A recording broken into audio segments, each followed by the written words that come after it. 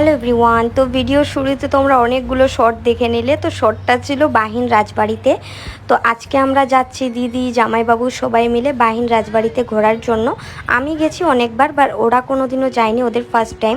মানে এত গরম বলে বোঝানোর মতো না, কতটা আজকে গরম, প্রচণ্ড রৌদ্র পুরো মুখে রয়েছে। আজ শখ করে একটু মেকআপ করলাম, কিন্তু একদম মেকআপের দাজিয়া উড়ে গেছে। তো যাই দেখি মেকআপ কতক্ষণ স্টে করে। সো ফাইনালি আমরা আমাদের জায়গায় পৌঁছে গেছি বাহিন রাজবাড়িতে। তো এখন রাজবাড়িটা গেটে আছি, আমরা এখনও ভেতরে পৌঁছাইনি। আর এখানে জাস্ট কিছু রিলসের জন্য শর্ট নিচ্ছিলাম। তো চলো এবার ভেতরে যাই, ভেতরে গিয়ে তোমাদের চারপাশটা একটু ঘুরে দেখাই। আমি জানি যারা তোমরা রায়গঞ্জের আশেপাশে থাকো তারা প্রায় প্রত্যেকেই সেখানে গেছো, তো এটা নতুন কিছু না। বাট যারা রায়গঞ্জের বাইরে থাকো আজকের ভিডিওটা তাদের জন্য। আমার থেকে আগে আগে বেরিয়ে যাচ্ছে, ও লাইভ করছে, আমি ব্লগ করছি। প্রচন্ড রথ। এই যে চলো ভেতরে ঢুকে দেখাই। তো তোমরা বাবা, এই যে ওরা এখানে রিক্স হয়ে যাবে না তো আবার? ও ভেতরে এখন এটা লাভজন হয়ে গেছে। এইদিকে থাকে হচ্ছে, এই দিকটা হচ্ছে পুলিশ ফাঁড়ি, এদিকে পুলিশেরা থাকে। আর লাভজন। এই বাহিন রাজবাড়ির বিশেষত্ব হলো এর পেছনে যেটা আছে, পেছনে প্রচুর জল লেগে গেছে, প্রচুর। এই যে এখন এখানে নৌকো দেখছো, এই নৌকোতে আমরা উঠে এখন যাব কিছু ফটোশ্যুট করার জন্য।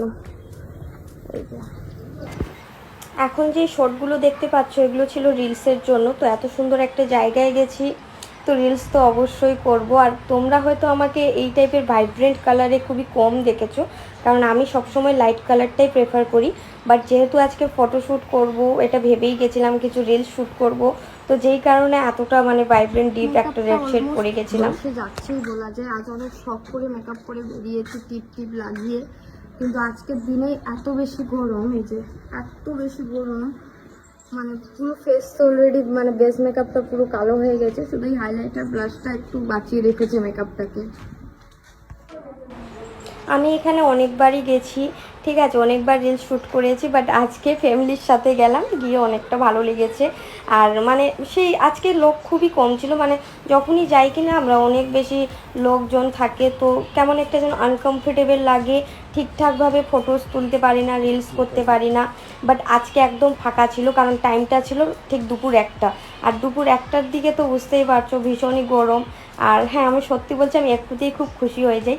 যে এরা জবে থেকে এসেছে আমাদেরকে ভুলে গেছে, শুধু নিজেদের ফটো তুলতে ব্যস্ত। এই যে পুরুষ আর এই মহিলা, ঠিক আছে। এই যে আমাদের সস্তার ছাপড়ি ক্যামেরাম্যান, আমি এই যে তার ছাপড়ি মডেল। এই যে ছবি তুলছে, আরে বাবা হিরো বানিয়ে দিল একদম। এইবার এখানে ছিল আমাদের পালা, আমাদের কিছু কাপল শট নেওয়ার পালা চলে এসেছিল। তো এই যে আমাদের ক্যামেরাম্যান, আজকে যদিও ক্যাপশনে দিয়ে দিয়েছে যে এই সিরিজের ফটোগ্রাফার কে। আর এখানে তারপরে কিন্তু লোকেশন চেঞ্জ করে এখানে চলে এসেছিলাম।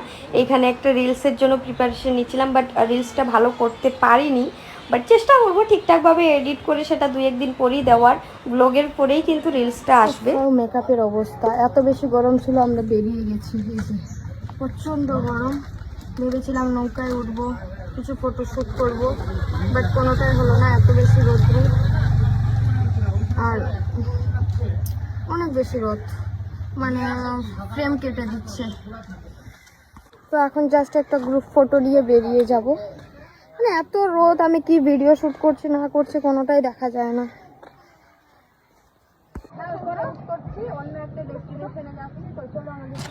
আমরা বাহিন থেকে বেরিয়ে অন্য জায়গায় যাচ্ছি, সেই ব্লগটা অন্য কোনো দিন আসবে, আজকে না। আজকের ভিডিওটা শুধু বাহিনের উদ্দেশ্যেই ছিল।